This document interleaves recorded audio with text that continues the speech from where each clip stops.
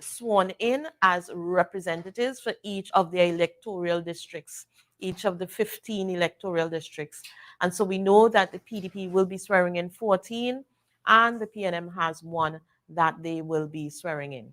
And after that, they will then move into the assembly chamber officially as representatives around the table. At that point, that is when the presiding officer is chosen, and from the choosing of the presiding officer, then you begin to have the voting in of the chief secretary, the deputy chief secretary, and also the councillors. Very good. And at a different ceremony again, you then have the appointment of your secretaries In the and varying assistant positions. secretaries in their various positions. Okay. So it's really a three-part process that we are going through. And that is the first part will take place at the Magdalena, where we're seeing them entering now. All right. So obviously, very historic indeed. And let's talk a little bit about the role of the presiding officer. Has to administer his role, or to carry out his duty unbiasedly, treating with the issues that would be raised if matters are to be debated. Obviously, the minority councillor and the minority leader has to be the opposing side, if you want to call it that. Correct. Talk to us about the role of the presiding officer executing his or her duty during that time. Right. Well, a presiding officer is expected to have a very unbiased role, regardless of which side appointed you. You must appear to be very unbiased and fair. And I was heartened when someone said to me that it is only when I left the presiding officer chair that they recognized that I was appointed back then by the ruling party. And because I was so fair while I was in the chair. And so the person who is appointed, especially now that you have 14-1, they really have to be the voice of reason and fairness and justice for all inside of that space, and not allowing unfettered power to take place within the legislative walls. All right, let's examine, and I think you could answer this from a political standpoint, given that you're the leader of the IDA. Kevin Morris, being as young as he is, as inexperienced, yes, in the politics, he is a neophyte, if you want to call it that, and he may need some seniority or experience as to guide him, or to guide whatever issues they are bringing to the fore for debate. How do you see that working? Let's say, as suggested by Mr. Beard, that Kelvin Charles or somebody of that seniority in the party should have that presence in the legislature? Well, I think at the end of the day, it's up to them. I feel that hopefully that prior to debates, that they will hold caucus and advise the young man as to what position to take and where to go. It is a difficult decision for the PNM right now in terms of who they appoint as a minority councillor. Some might say appoint the political leader.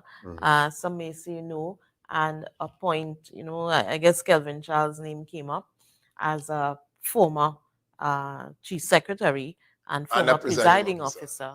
Yeah.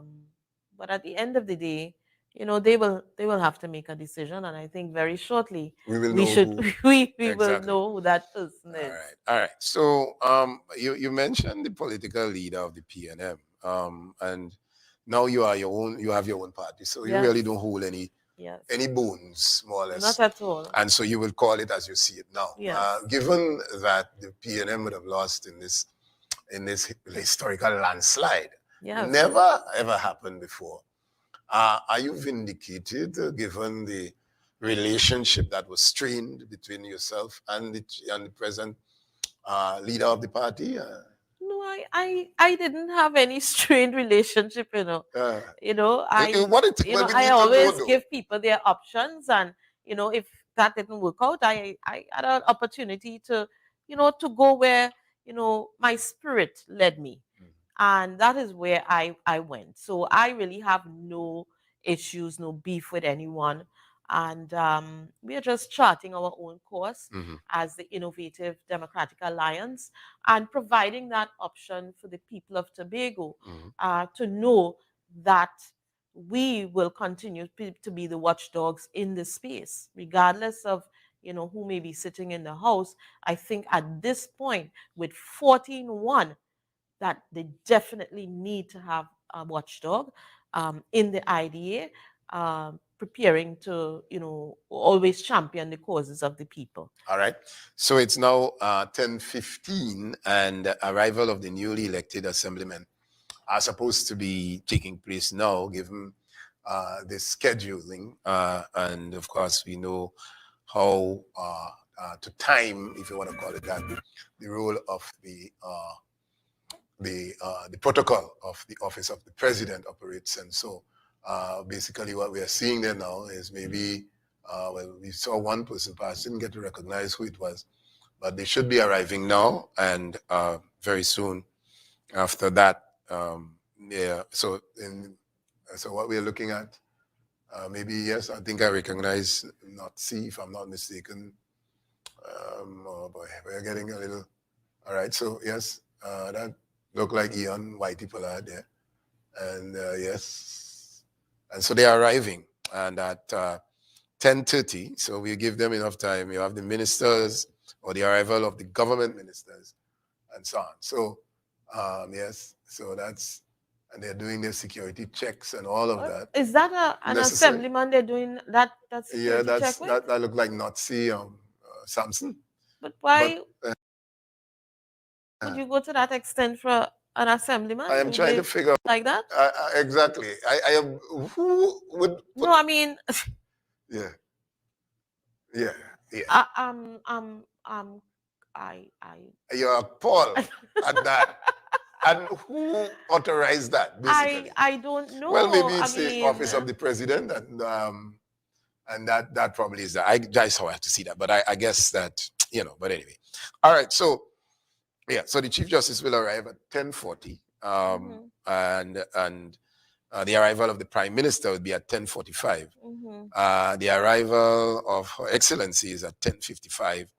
The national anthem will play, the prayers, and at 11:15 would be the administrating or the oath Right, by the second right. by the yeah.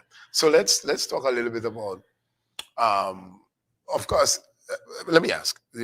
So Farley is now going to be the chief secretary. Mhm. He is going to be appointed security detail from here on in. Well, the role of the position of chief secretary comes with all of those um,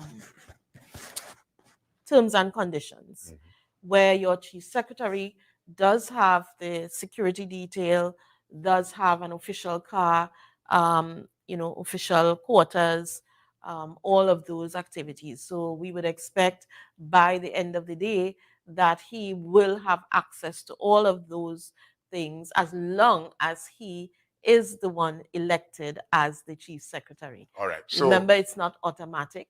okay. They still have to go into the house Yeah. and have a vote. Mhm. So any one of them could end up being chief secretary if the vote doesn't go right.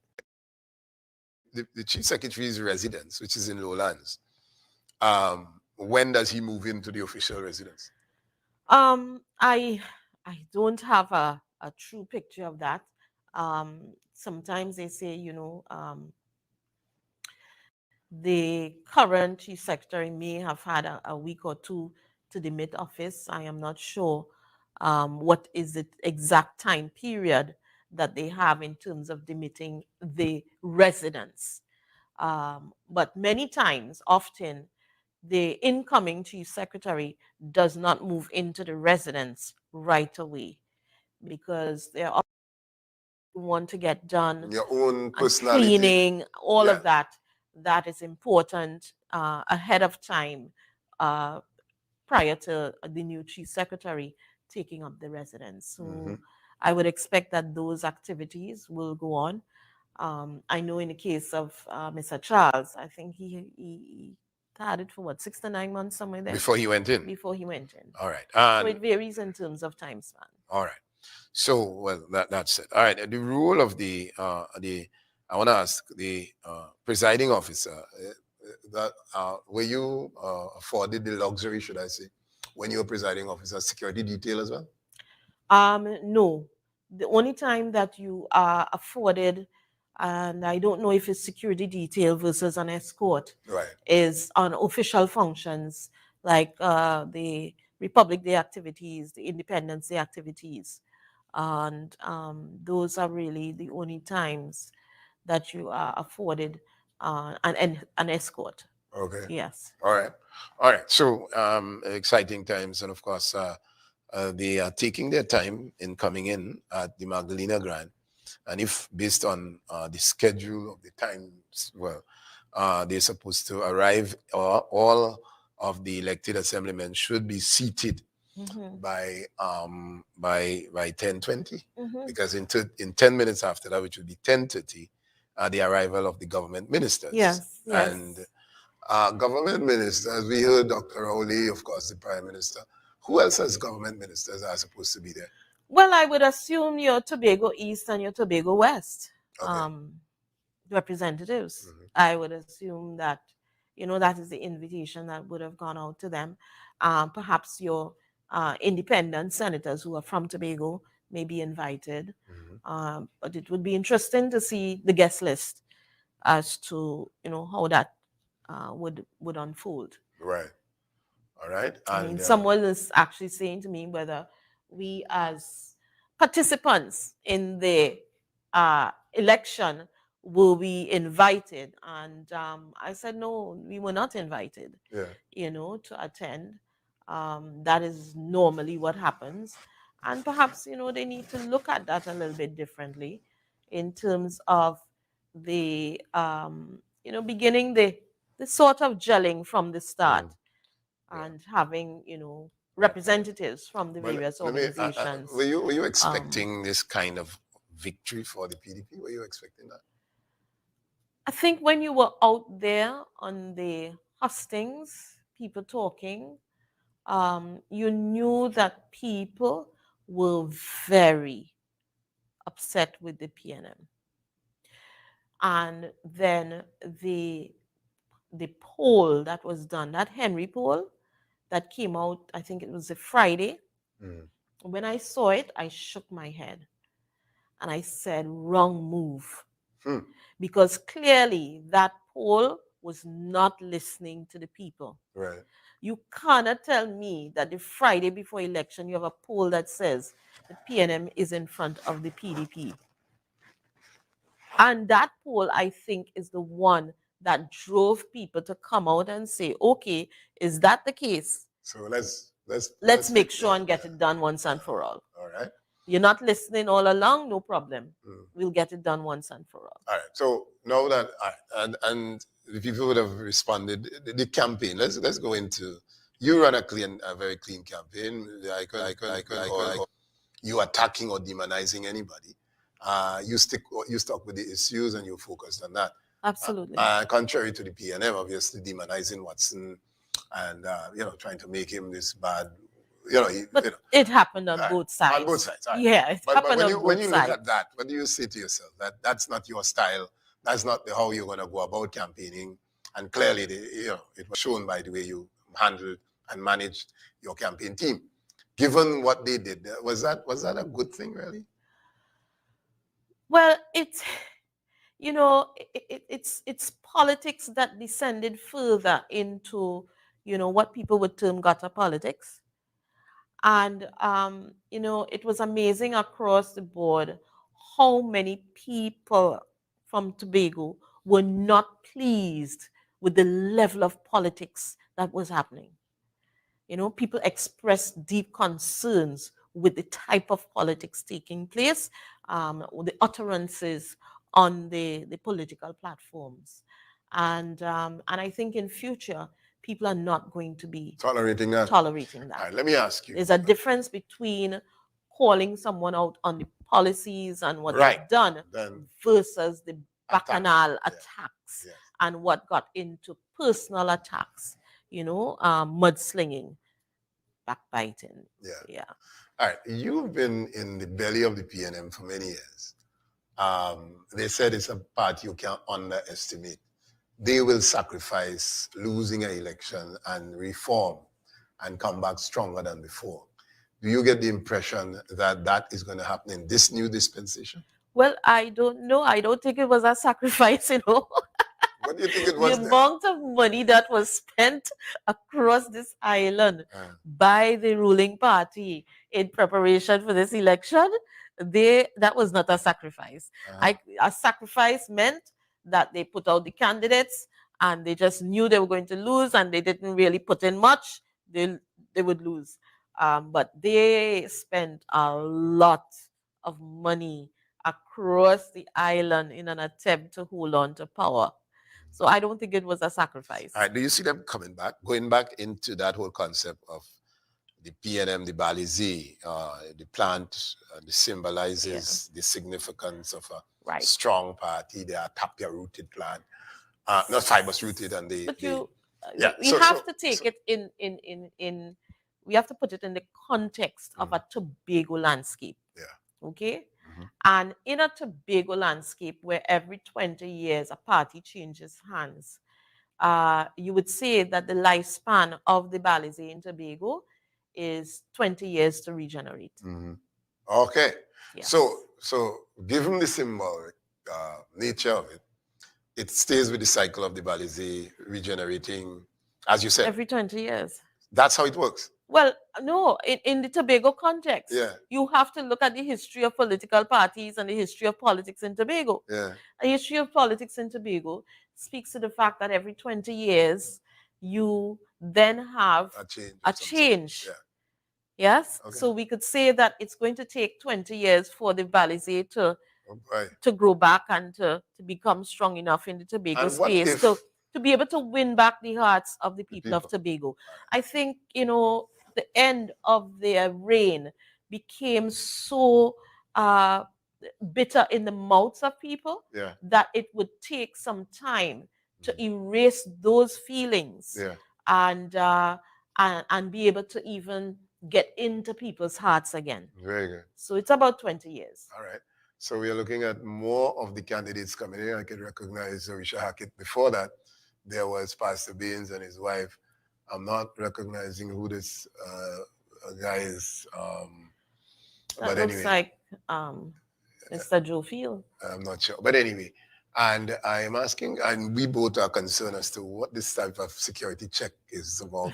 But anyway, that's I guess the protocol that they, we'll see if it's for everyone. Yeah, well, I guess, But anyway, so in the middle of this this change, this generational change, every 20 years, when a child reaches 18, 19, it's time for him to move out and move on.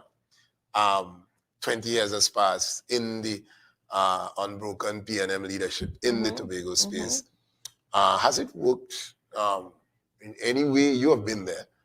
And I want you to be honest. You can be, you can see, given your fallout.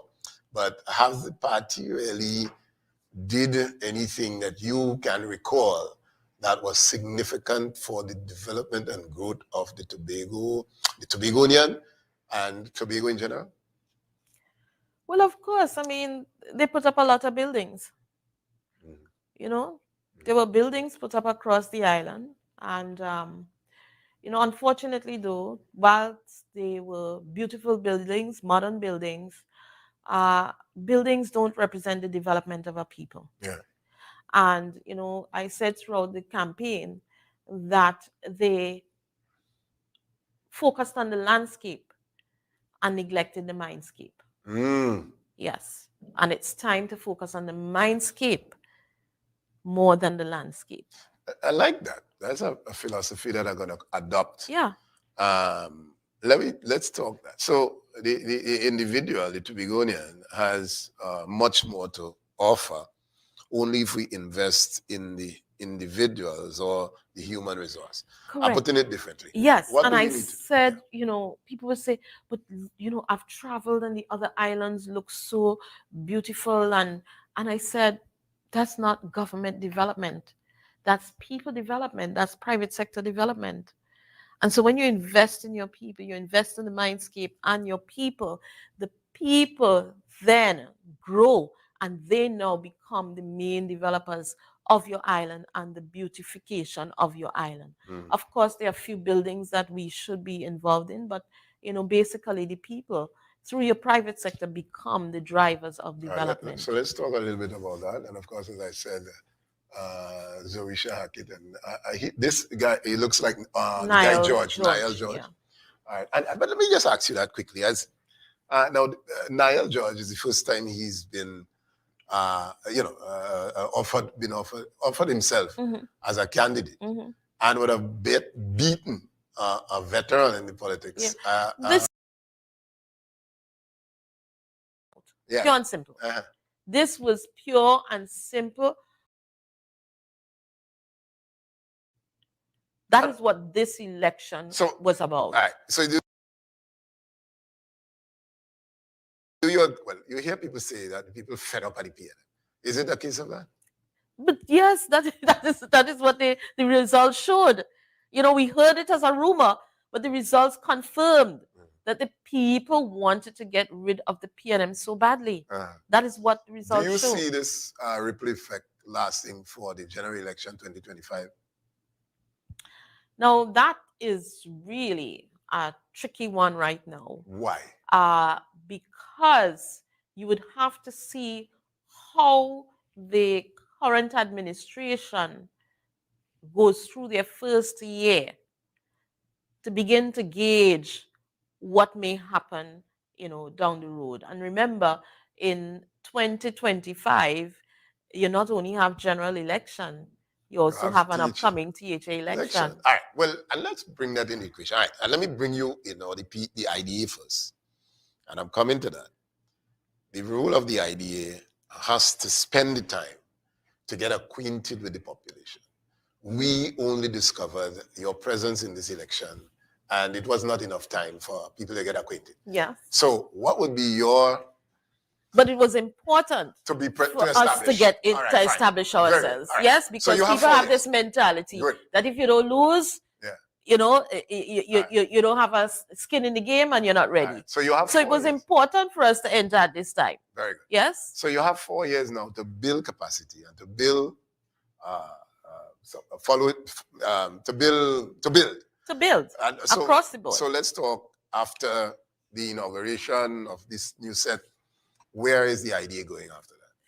Well, the IDA will continue to build. We will go back out and say thank you to the people. That has always been my way of doing business, going back out and knocking on doors, saying thank you to the people. We will look at our commitments, our promises to the people, and determine what can we achieve given the fact that we are not in administration, because some of those things can still be achieved. So we are still going to work on those things and, just let the people know that the IDA is here to stay. We're not going anywhere. And we will continue to champion your causes, because you're going to need an option over the next 20 years to make sure that, the unfettered power that we have now, 14-1, that cannot continue for, within the next 4 years. There's been, I think this is Watson Duke and his wife, Mr. and Mrs. Duke, now arriving there, and of course getting the check, the security checking.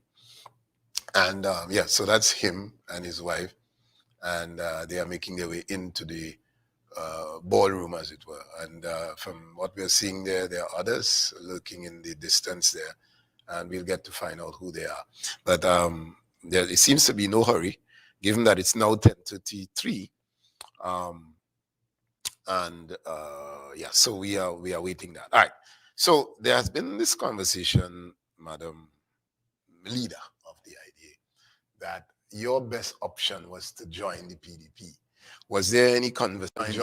And of course, the victory may have been, well, might have been 15 nil. Tell me, was there any idea of considering joining with the PDP? Well, I don't know if it was a matter of joining, but at least to understand and what vision we have. That was a shared vision or not. Mm-hmm. And so some of my strategists would have made overtures to have a meeting with them. Mm-hmm. And on two occasions, it It fell out? there was no meeting. Okay. Something taken to the executive, and that they decided that they did not want to meet with us. Okay. So that be it. So be it. I mean, that was before we launched. So Yeah, it doesn't really all right. matter. All right. Well, and there are some individuals in the party that have gained national attention and will do well in the future. There's talk that yourself as a leader needs to be more aggressive, needs to be more charismatic. But you're not going to change for anybody because that's who you are. How do you respond to those types of... I don't know. Is Mia Motley an aggressive leader? I don't know. I'm asking. No, we have to ask ourselves, is Mia Motley an aggressive leader? Oh, okay. She's very forceful, though. She's not. Yeah. And so I don't, you see, and people measure you by the current leadership. You have a Dr. Rowley, you have a Watson Duke, who are seemingly, very boisterous. Rough and boisterous. Right. And then you have someone like me who I have been known to get the job done. Right. Wherever I have worked, I have gotten the job done. I am not a boisterous leader, but I get the job done. At this point in time, do we really need boisterous leaders? Okay. Or people who can get the job done? Very good. All right. So we look at what we saw there. Of course, Farley Augustine is in the ballroom and awaiting the arrival now of the ministers. And of course, as Dr. Sayafat would have said, the ministers would be or should be Shamfa Kojo Minister or a representative for Tobago West and Ayana Webster Roy for Tobago East. And so we are waiting that. So the currently assemblymen, and this is a shot of the legislature that later on they are going to elect the well, I see they have spent some money to put up protocols, COVID protocols of the speaking screens in the legislature. So I think that is a good addition in terms of going forward. What I haven't seen is how they will accommodate the 15, because we had 12 at the round table, and now it's 15 representatives, plus you have 4 councillors. 3 plus 1. No, they have council. They have 4. Three from the PDP ruling and 1 in the minority. Right. Okay. So that's 4. Mm-hmm. So you're looking at 19 persons. And I and haven't seen how are they fitting it accommodated around the round table. Okay. How is that going to be accommodated? Mm-hmm. All right. So very interesting indeed, and we are waiting. The inauguration, as it were, and of course we are here with Dr.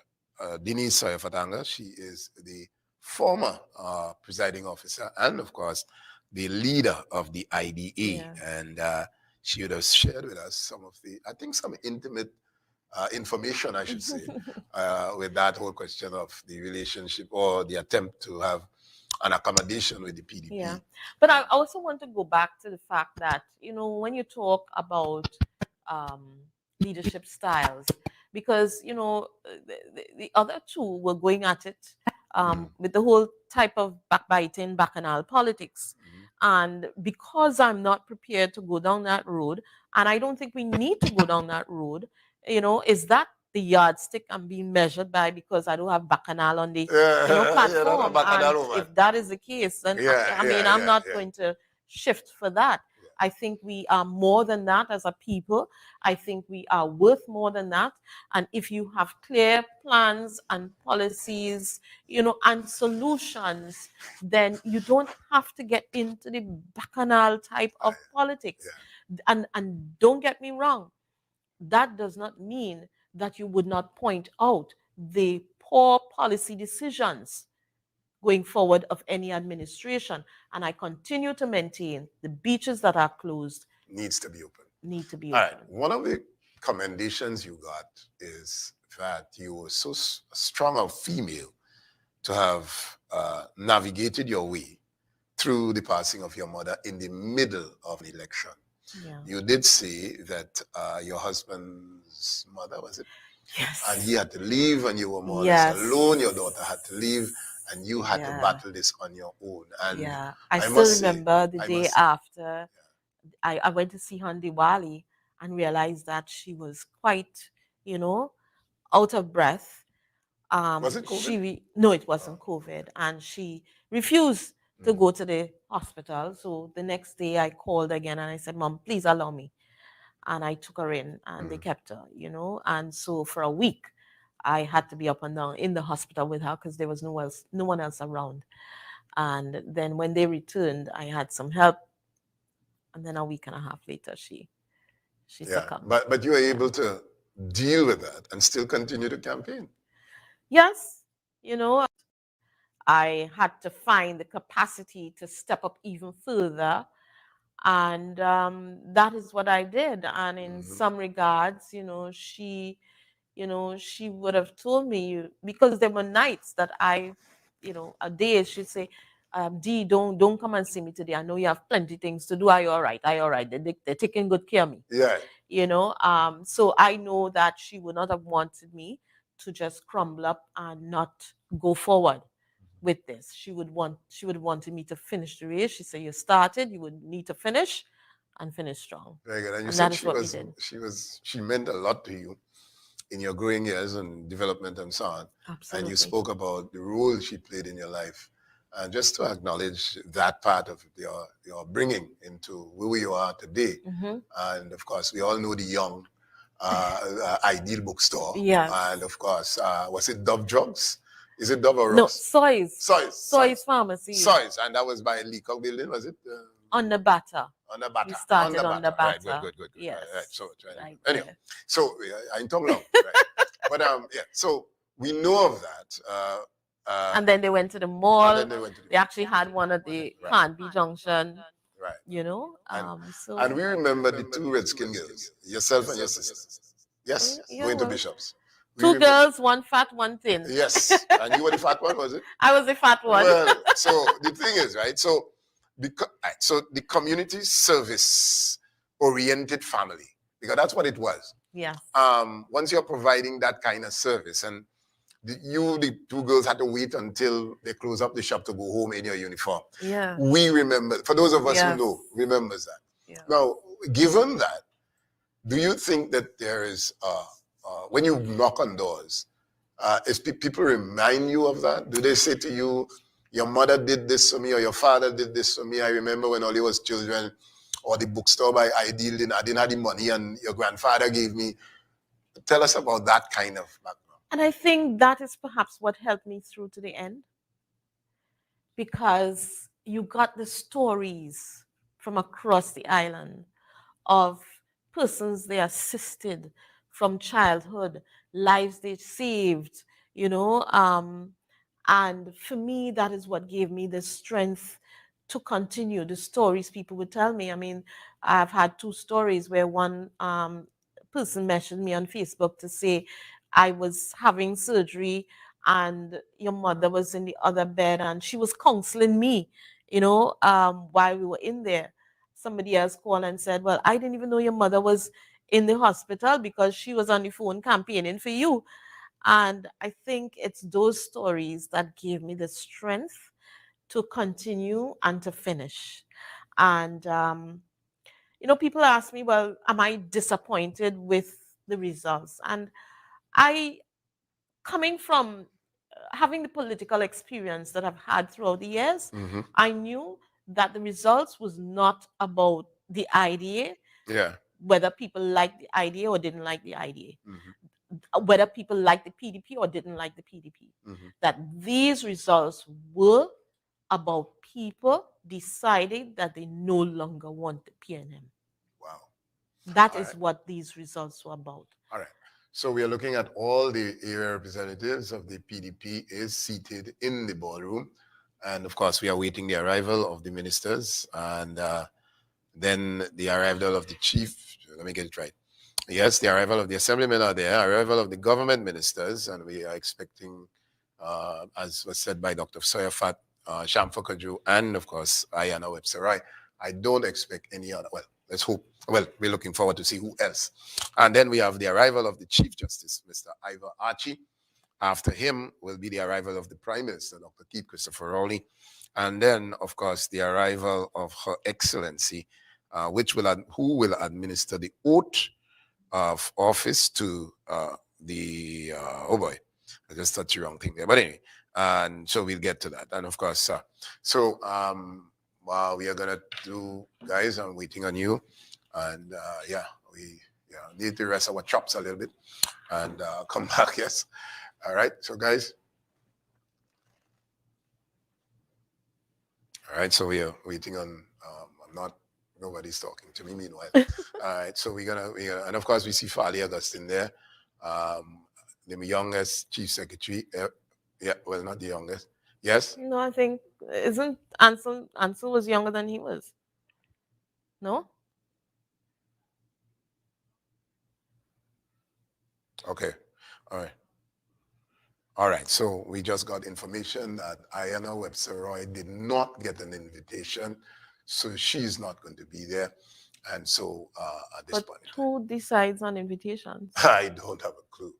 So, but Wow. that is normally that should be given a Well, I given think expectation. that, yes, I would think that, like I said, if we are really committed to working towards a better Tobago, Mm-hmm. there has to be some policy decisions made as to how these inaugurational events go. Yeah. Because then inauguration is not just for a party, I think it's for the Tobago House of Assembly Yeah. and therefore the effective functioning of a Tobago House of Assembly. Mm-hmm. And if we cannot begin to cement those relationships from in here, Mm-hmm. then I think, it would not augur well in terms of going forward. So I would have expected that both the MP for the West and the MP for the East would have been Been there. invited to the That is, space. yeah. Come on. Like I said, Yeah. I All would right. think political parties, a representative from the other parties who entered, should have been allowed um, to or invited to be a part of this space because it is about, healing post elections for us to start moving forward Yeah. into the new administration and to begin All right. So it looks ensuring a like new way forward for us. okay. So it looks like they are starting. Either there's a female at the podium, and we can go and take that in, guys, and we'll hear as to what the proceedings are with that individual at the podium. And so, all right. Yes, yes. They are all seated there, and of course, I'm waiting on. And of course, Farley Augustine, obviously, we didn't get to talk a little bit about him. And until they're ready, your take on his leadership style, his personality, what he brings to the politics, the political landscape Mhm. of Tobago, in your estimation? Well, I think Farley is a young leader who everyone saw um, has potential. Mm-hmm. The question is he going to be a leader by title or a leader, you know, um, in totality? Mm. Because we have already seen where, on a couple of occasions, he has had to come after Mr. Duke has spoken out of turn Uh-huh. out of turn, and he's had to, explain and the situation. I think the one that has to do with secession, he had to come back and say, well, that is not going to be what we're about. And recently, the idea of the beaches being open, he had to come back and say, well, we can't just open the beaches. And so, if you're having that pulling and tugging from the start, you have to wait and see, how that settles in, whether he So is you're worried? just Are there. you worried that? No, I am absolutely not worried. Uh-huh. I But think it, no, it I will mean, make for interesting no, no. All right, let me. a And show. you're being honest, and I appreciate that, right? But Mhm. and that's some of the concerns that the population has. Yes, absolutely. That you have one individual who is calculative and deliberate in his utterances. He knows what he's saying, and then there's another who seems to speak out of turn without giving due consideration to what he's saying, Yeah. and that is concerning. And that is going to be the challenge. We saw it happen with the leadership between um, the political leader in Tobago. Well, you have three layers. You have the political leader in Trinidad and the deputy political leader here, who is the political leader in Tobago, and you had a different chief secretary. And we saw the challenges that were playing out in the last year with that whole scenario. Mhm. And so you cannot expect it to be any different magically. Mhm. With this situation, there are going to be challenges, and what will be interesting is to see how they surmount those challenges in the face of it happening. We also see where you have the controversy of the fact that uh, Mr. Duke has resigned his position. No, Yeah. he's saying that he's not taking any salary Yeah. from the PSA, but he has not resigned his position. Mhm. And things like those, you begin to see there are things that are illegal and there are things that are unethical. Hmm. And And which of the two, unethical and illegal, um, is warrants a particular type of response? What is illegal or what is ethical? well, both. I mean, illegal is easy. You You cart know you somebody can't make off it to right, right. jail. But what is ethical? Perhaps more Might be a challenge. ticklish is the unethical Yeah. part of it, Mm. because you cannot expect to be the president of the labor movement, one of the labor arms, and at the end of the day be an employer of the people. So, how does that work? There's going to be a major conflict of interest. And how does that work in terms of moving forward?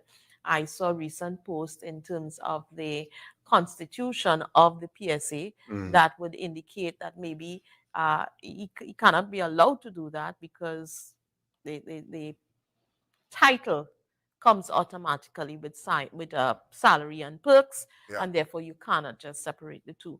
But that's left to be seen how it is going to play out. Okay. I need something to wet my throat. I'm trying to get a sign, but apparently I have to say it. So as soon as we can get that done, we'll sort that out. All right. So yeah. So we are waiting the arrival of we said the government ministers may not, well, given that Webster Roy did not get an invitation, so that would be shelved. And I don't expect, if she did not get an invitation, I don't expect. Well, did Miss Kajo get one? Exactly. Is she And there? so, well, we haven't seen her, and that wasn't said to me. So, so we await the arrival of the Chief Justice, and then the Prime Minister, and then Her Excellency. All right. So, the Prime Minister has just arrived. Yes, we could make out that ball at any time. Yes. And he is now in the chamber. We didn't check to see whether he was security, he rubbed him down, as it were. And I don't think that would be necessary. He would, given who he is, he would just pass that straight because he would know that that is foolishness. But anyway, he's there. And so Chief Justice Ivachi may have been in already and we didn't see him. But the Prime Minister is there. So final arrival. And it's now, and she is going to walk in there on time, given how the office of the president operates. and that's Her Excellency Paula May Weeks. And after which, all right, so we'll go to them now. And yeah, so, all right, so let's go now to the Magdalena Grand. And Yes, to get the because the Trump, ceremony started. yes, Yes, officially, yeah, because I the think I hear the official bugle. proceedings. Oh, yes, let's go now. Oh, Ivachi is there, sir.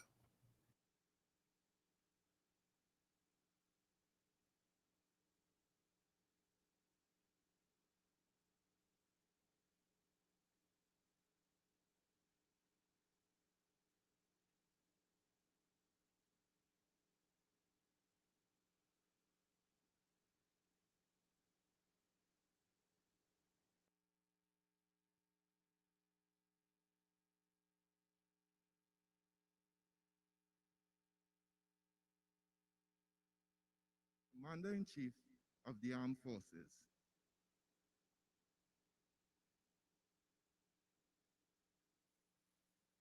Please remain standing for the singing of the national anthem.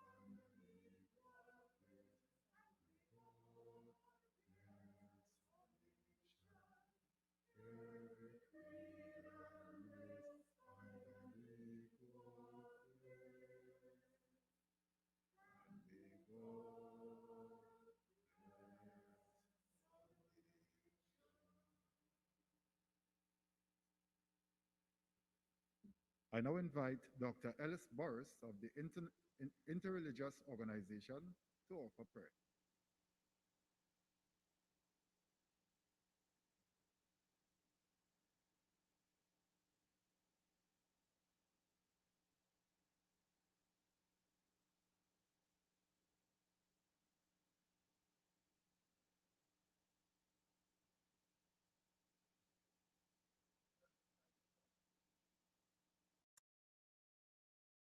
And the mountain and the refuge, and the valley and the land and the sea and the island and the meadows, when mention of God had been made and his praise glorified. We pray now for the assembly protection. In the name of God, the Lord of overpowering majesty, the all-compelling. Hallowed be the Lord in whose hand is the source of dominion. He created whatsoever he willeth by his word command be, and it is. His has been the power of authority heretofore, and it shall remain his hereafter. He maketh victorious whomsoever he pleaseth, to the potency of his behest. He is in truth the powerful, the almighty. Unto him pertaineth all glory and majesty in the kingdom of creation and revelation, and whatever lieth between them. Verily he is the potent, the all glorious, For everlasting he has been the source of indomitable strength, and shall remain so unto everlasting. He is indeed the Lord of might and power. All the kingdoms of heaven and earth and whatsoever is between them are God's, and his power is supreme over all things. All the treasures of the earth and heaven and everything between them are his. And his protection extended over all things. He is the creator, and he truly is a witness over all things. He is the Lord of reckoning for all that dwell in the heavens and on earth, and whatever light between them. And truly God is swift to reckon. He setteth the measures assigned to all who are in heaven and earth, and whatever is between them. Verily he is the supreme protector. He holdeth in his grasp the keys of heaven and earth, and everything between them. At his own pleasure doeth he bestow gifts to the poor of his command. Indeed, his grace encompasseth all. He is the all-knowing. Say, God is sufficient unto me. He is the one who holdeth in his grasp the kingdom of all things, to the poor of the hosts of heaven and earth, and whatever lieth between them. He protecteth whomsoever among his servants he willeth. God in truth keepeth watch over all things. Immeasurably exalted art thou, O Lord. Protect us from what lie in front of us and behind us, above our heads, on our right, on our left, below our feet, and every side to which we are exposed. Verily thy protection over all things is unfailing. May the words of our mouth and the meditation of our hearts be acceptable in thy sight, O Lord. I thank you. Thank you, Dr. Boris. Your Excellency, Paula May Weeks, ORTT President of the Republic of Trinidad and Tobago and Commander-in-Chief of the Armed Forces, Dr. the Honorable Keith Christopher Rowley, Prime Minister of the Republic of Trinidad and Tobago, and Mrs. Sharon Rowley, the Honorable the Chief Justice, Mr. Justice Ivor Archie, and Mrs. Denise Rodriguez Archie. Good morning. In accordance with Section 5 of the Tobago House of Assembly Act, Chapter 2503, the Assembly shall be a body corporate and consist of 15 assemblymen elected at an election held in accordance with the Representation of the People Act. Oh, my apologies, please be seated.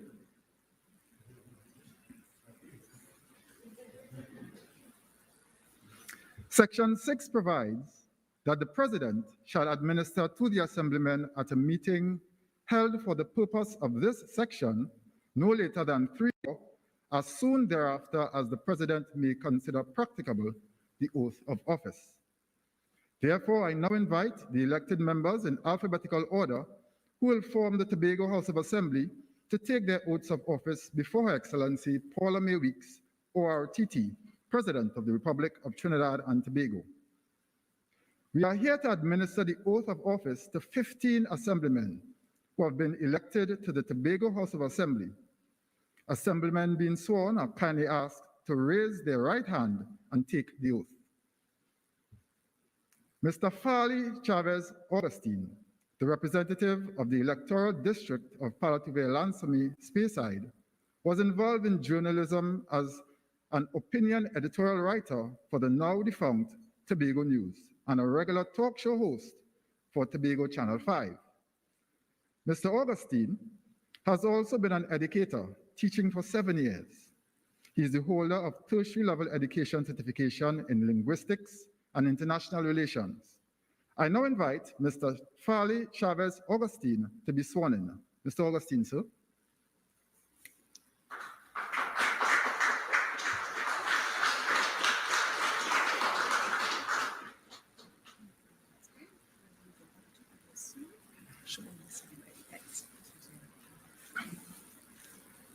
I, Farley Augustine, having been elected an assemblyman for Tobago, do solemnly affirm that I will bear true faith and allegiance to Trinidad and Tobago, will uphold the Constitution and the law, and will conscientiously and impartially discharge the duties and responsibilities of Assemblyman that I am now about to assume.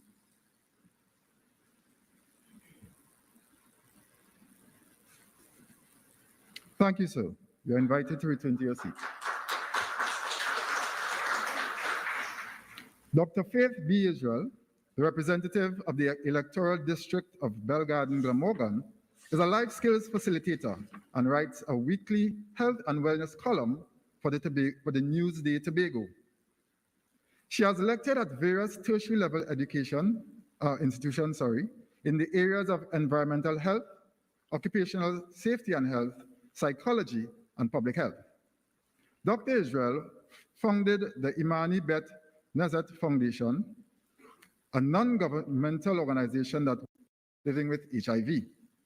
Dr. Israel holds a Doctor of Public Health degree in Behavioral and Community Health Sciences, a Master of Public Health degree, and a Bachelor of Science degree in Neuroscience. I now invite Dr. Faith B. Israel to be sworn in. Dr. Israel, ma'am.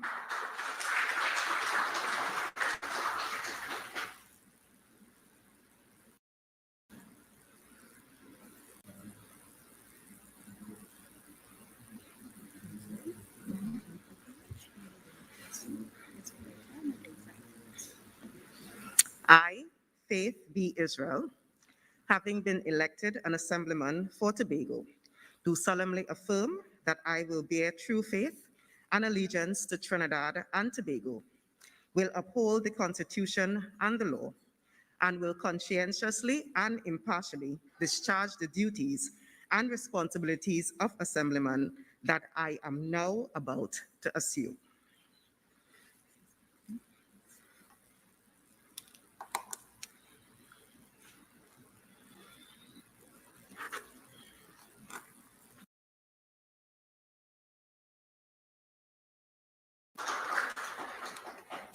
Pastor Terence Baines, the representative of the electoral district of Bethel Newgrange, has been a minister of religion for the past 33 years. His education began in high school, then finally the West Indies School of Theology, where he was certified as a minister. I now invite Pastor Terence Baines to be sworn in. Pastor Baines, sir.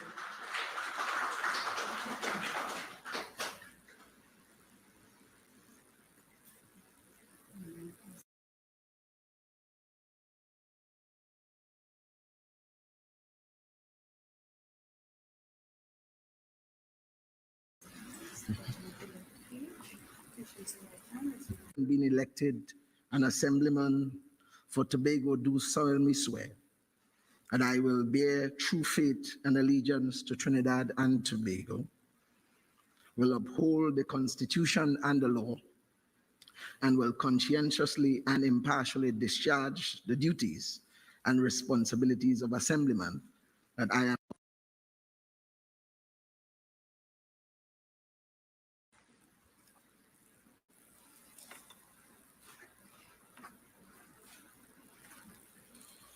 Thank you, sir. Mrs. Natisha Bacolet has been an employee of the Tobago House of Assembly attached to the Department of Natural Resources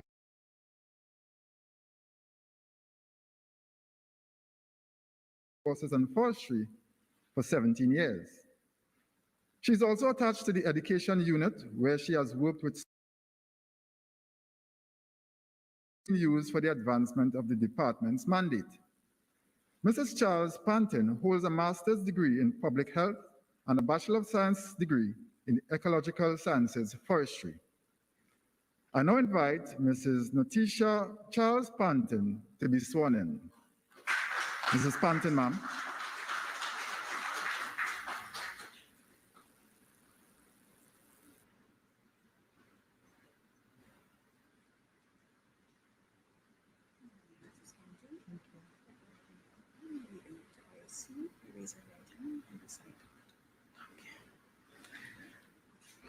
I, Nathesha Charles Pantin, having been elected as Assemblyman for Tobago, do solemnly affirm that I will bear true faith and allegiance to Trinidad and Tobago, will uphold the Constitution and the law, and will conscientiously and impartially discharge the duties and responsibilities of Assemblyman that I am now about to assume.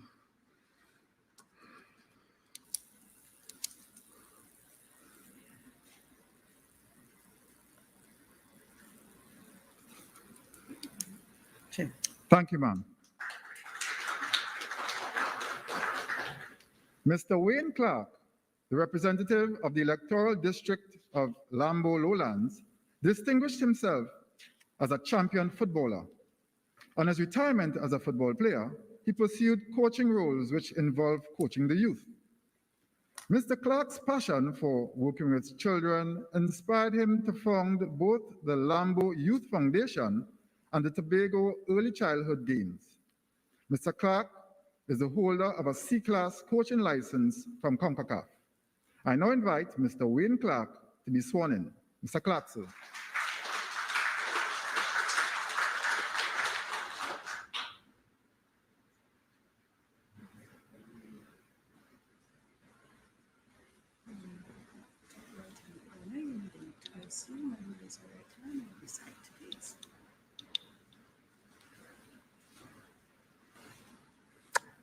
I, Wayne Clark, having been elected an Assemblyman for Tobago, do solemnly swear that I will bear true faith and allegiance to Trinidad and Tobago, will uphold the Constitution and the law, and will conscientiously and impartially discharge the duties and responsibilities of Assemblyman that I am now about to assume.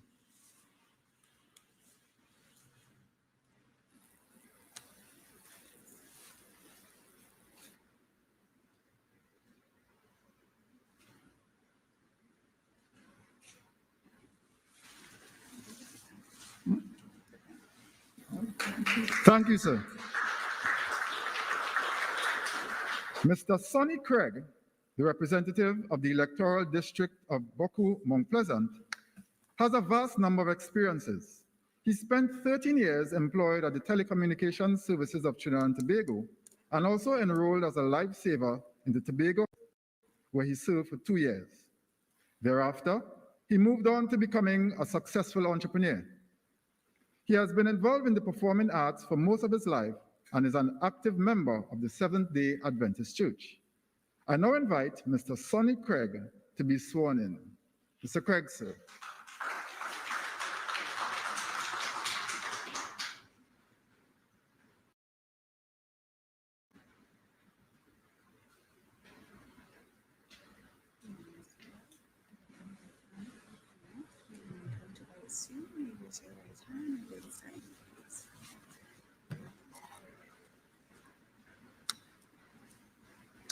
I, Sonny Craig, having been, do solemnly affirm that I will bear true faith and allegiance to Trinidad and Tobago, will uphold the Constitution and the law, and will conscientiously and impartially discharge the duties and responsibilities of Assemblyman that I am now about to assume.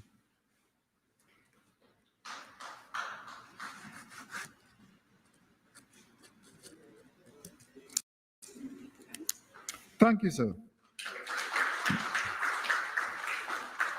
Mr. Watson Solomon Duke, the representative of the electoral district of Roxborough Argyle, is the president of the National Trade Union Center of Trinidad and Tobago, the president of the Public Service Association, and founder and leader of the Progressive Democratic Patriot. Mr. Duke holds a Master of Laws degree in Employment Law. He received skills and tertiary level training at the Metal Industries Company Limited Institute of Technology, followed by training in quality technology, pay and equity, and public sector reform. I now invite Mr. Watson Duke to be sworn in. Mr. Duke, sir.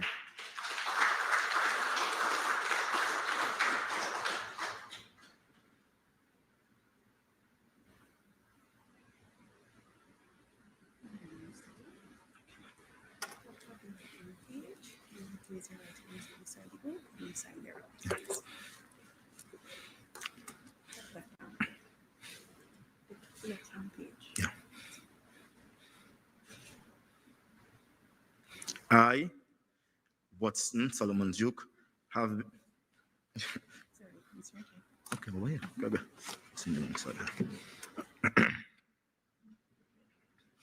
I, Watson Solomon Duke, having been elected as an assemblyman for Tobago, do solemnly affirm that I will bear true faith and allegiance to Tobago and Trinidad and uphold the Constitution and the law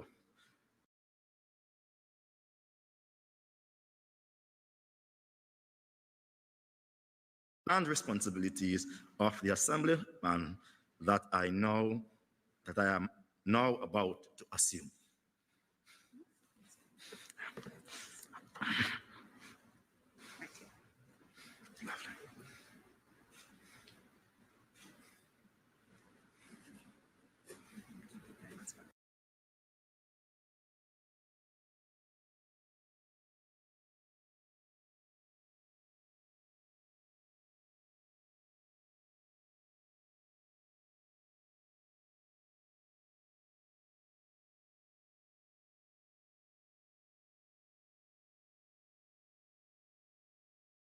The electoral district of Plymouth Blackrock was employed at the Water and Sewage Authority as a process plant operator. Mr. George achieved levels, then furthered his studies at tertiary level in civil engineering. I now invite Mr. Niall George to be sworn in. Mr. George, sir.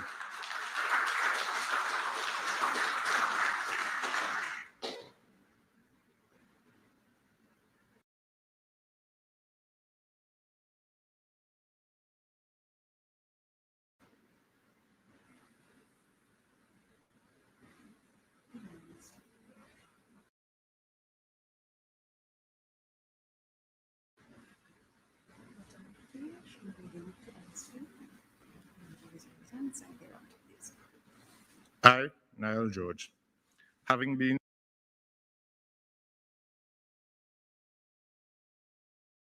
firm that I will bear true faith and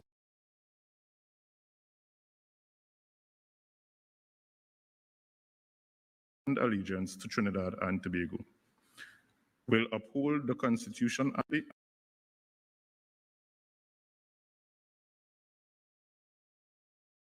and impartially discharge the duties and responsibilities of Assemblyman that I am now about to assume.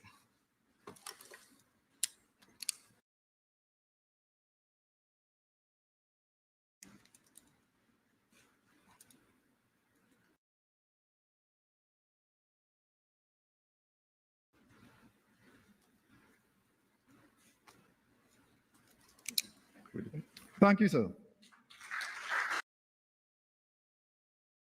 Ms. Zorisha Hackett, the representative of the electoral district of Bethesda, Lekuto, Scarborough Secondary School for 9 years. She received the coveted Youth Mentor Award from the Department of Youth Affairs and Sport of the Tobago House of Assembly. Ms. Hackett holds a Bachelor of Arts degree in English Language and Literature from the University of the West Indies.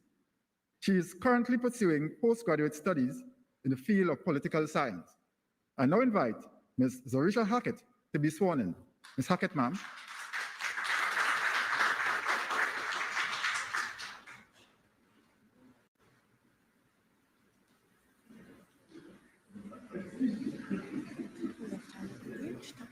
Raise your right hand. Sign there.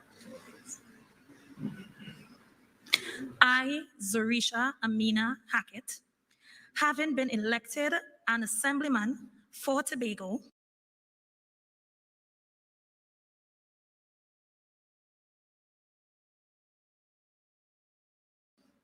do solemnly swear that I will bear true faith and allegiance to Trinidad and Tobago, will uphold the Constitution and the law, and will conscientiously and impartially discharge the duties and responsibilities of Assemblyman that I am now about to assume.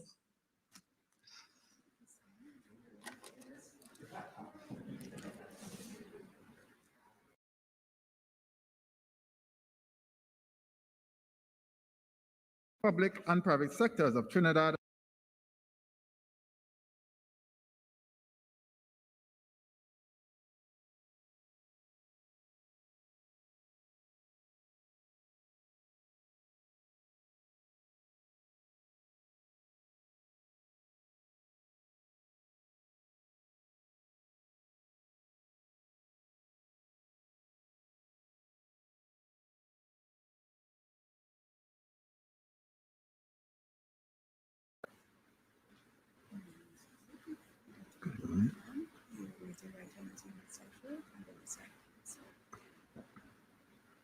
I, Trevor Williamson James, having been elected an Assemblyman for Tobago, do solemnly swear that I will bear true faith and allegiance to Trinidad and Tobago, will uphold the Constitution and the law, and will conscientiously and impartially discharge the duties and responsibilities of Assemblyman that I am now about to assume.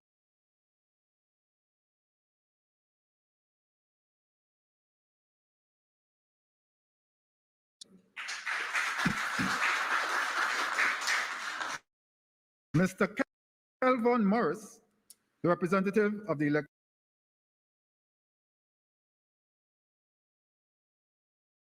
electoral district of Darrell Spring Whim, is the owner of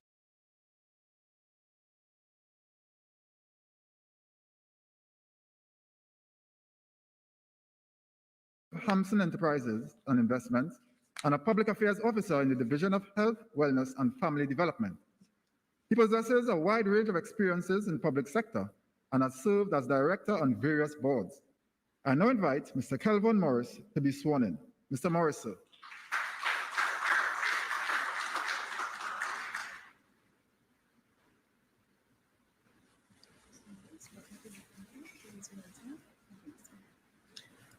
I, Kelvin Morris, having been elected an Assemblyman for Tobago, do solemnly swear that I will bear true faith and allegiance to Trinidad and Tobago, will uphold the Constitution and the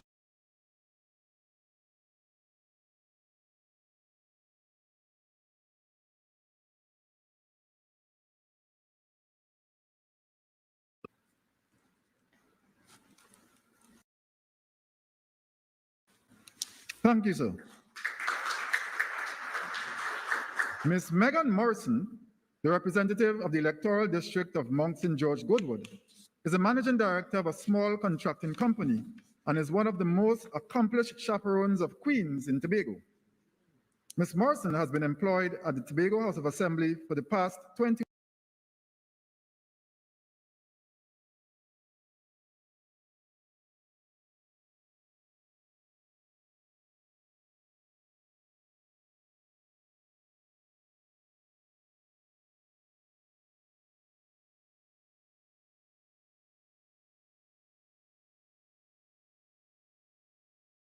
I now invite Ms. Megan Morrison to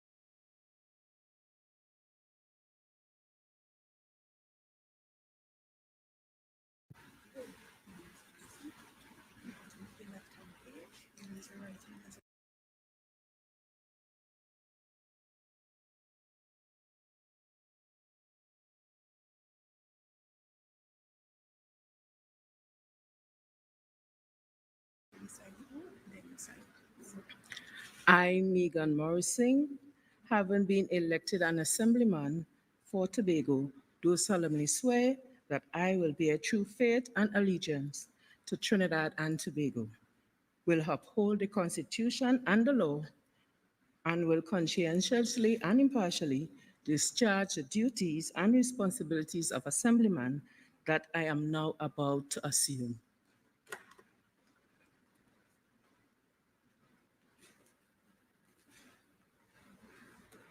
Thank you, ma'am. Mr. Ian Pollard, the representative of the electoral district of Mason Hall, Mariah, has been actively involved as a football coach in his community. He is the holder of a Bachelor of Science degree in accounting and a Bachelor of Arts degree in economics with a minor in finance. He is currently pursuing a Master of Science degree in project management. I now invite Mr. Ian Pollard to be sworn in. Mr. Pollard, sir.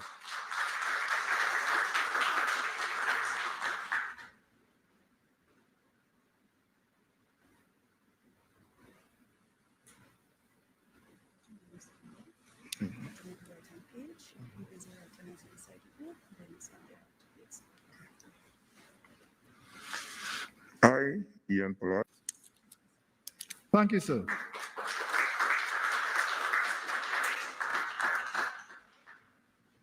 Mr. Joel Sampson, the representative of the electoral district of Bonaccord Crown Point, is currently employed in the operations department of the Water and Sewage Authority.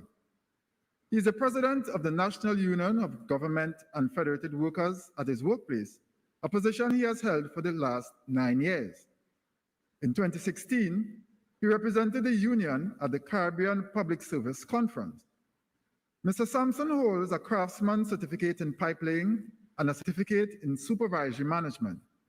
I now invite Mr. Joel Sampson to be sworn in. Mr. Sampson, sir.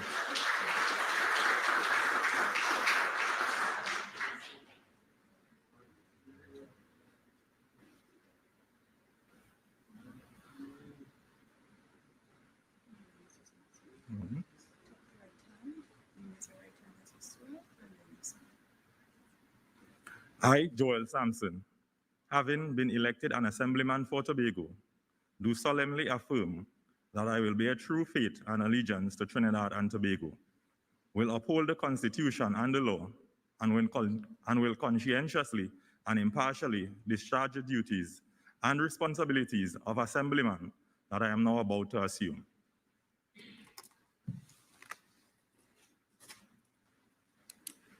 Thank you, sir. Mr. Nigel Tate, representative of the electoral district of Signal Hill, Patience Hill, has lived in the Patience Hill area for most of his life. I now invite Mr. Nigel Tate to be sworn in. Mr. Tate, sir.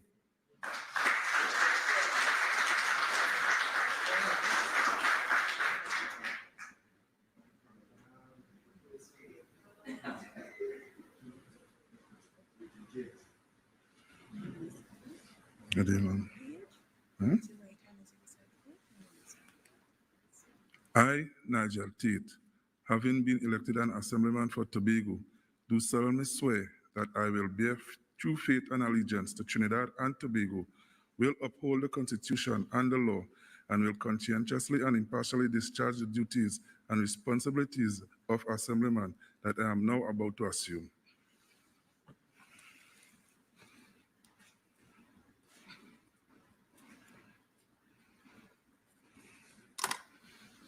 Thank you, sir.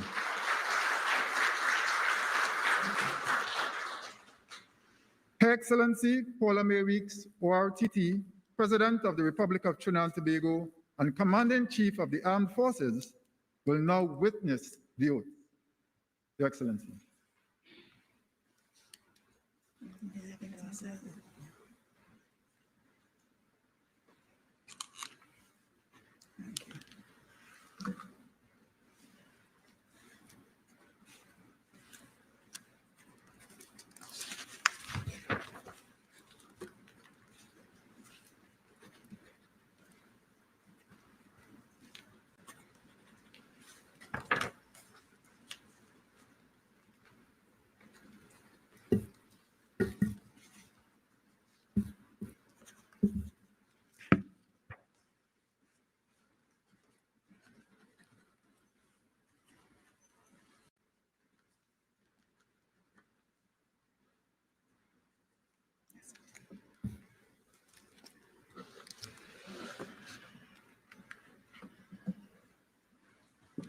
Honorable Prime Minister, Honorable Chief Justice, Chief of Defense Staff, members of the Tobago House of Assembly, good morning. On behalf of the nation and on my own behalf, I congratulate all the members of the Tobago House of Assembly that took their oaths of office this morning. Please be seated. In usual times, this ceremony would have been witnessed in person by many more of the members of family, friends, and well-wishers of the Assemblymen. But we are all familiar with the dictates of the COVID-19 restrictions, and today they limit the Assemblymen to one guest. But never mind, Assemblymen, because I am certain that each of your guests has come here today bearing the pride and bringing the blessings of your wider circle. I hope that the limited number in no way detracts from what should be the joy and awe of the undertaking into which you have entered this morning. The work has now started. You have a long and perhaps arduous road ahead, but I am quite certain that with discipline, commitment, and foresight, you will get the job done. May all your endeavors meet with success, and I wish you well. Please stand for the departure of Her Excellency Paula May Weeks, ORTT, President of the Republic of Trinidad and Tobago and Commander-in-Chief of the Armed Forces.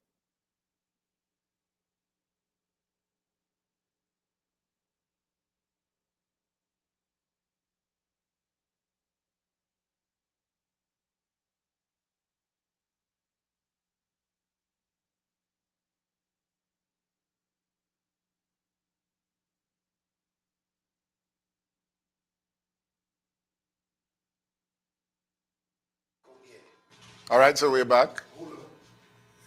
Right, okay, so Dr. Sawyer-Fat, a very short speech by the president, and of course, what was the reason? Could you imagine? It was extremely short. I think it will go down in history as one of the shortest speeches by any president in the inauguration of the Tobago House of Assembly, Yeah. I can't say that it is COVID protocols that would have done that. It's interesting to know why such a short presentation when you expected the president to really set the tone of expectations for the upcoming assembly over the next term. Normally they are quite profound in what I charge you with the responsibility of attending to your constituency with some kind of commitment and dedication. I urge you that the public is looking, but none of that. She was just, straight and, but anyway. All right, let's you saw the swearing in there. Obviously, it went smoothly, no hiccups whatsoever. Yes. So I believe they're on their way now to the assembly chamber. Yeah. Where you would now have the election for presiding officer, chief secretary, and also deputy chief secretary. Very good. All right. So we look forward to that. All right. So the president would have departed, obviously, and we are about to wrap here. And it was indeed a pleasure having you, and of course sharing with that.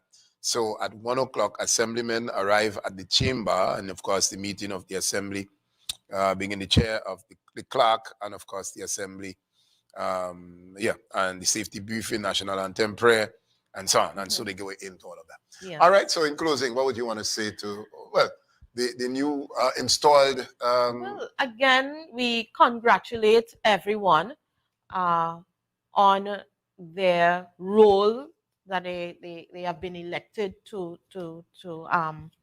serve, and that we certainly hope that every single one of them know that they are elected to serve the people of Tobago and not just their parties, and not make the mistake that they previous administration made towards the end, where it became obviously just a small group of persons who they were willing to see.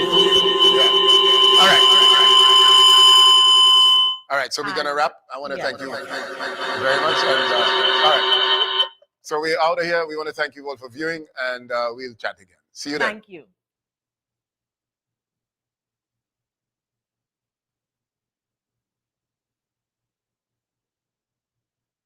Yeah, so we wrapped.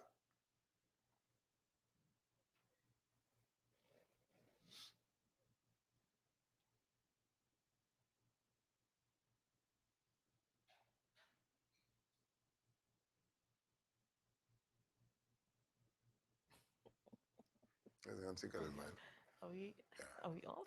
Not yet. All right, good. So I hope they're giving us a coupon for lunch. I would hope. But let me wish you the best. I think you mean well, and you will do well. I remember when you were Secretary of Culture.